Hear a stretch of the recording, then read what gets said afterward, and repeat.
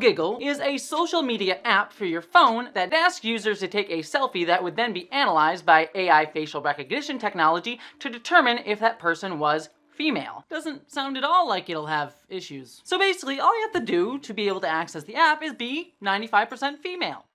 What that 95% is just determined by the algorithm. And I bet you're asking the question, what does that 95% female even mean? The basics of it goes that the app takes this image that you've uploaded and cross-checks it with thousands of other photos fed to Kerios's algorithm that says this is what a woman looks like. And if it determines if your picture looks 95% like those, if you do, it lets you into the app.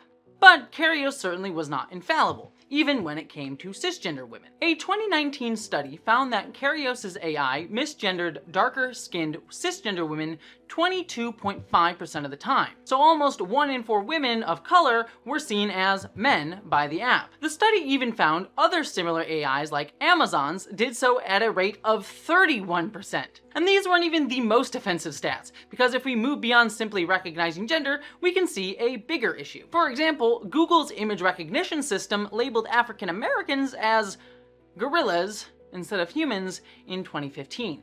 Shouldn't have to explain why that one's pretty bad? And these are all specific stories of how algorithms can affect the marginalized.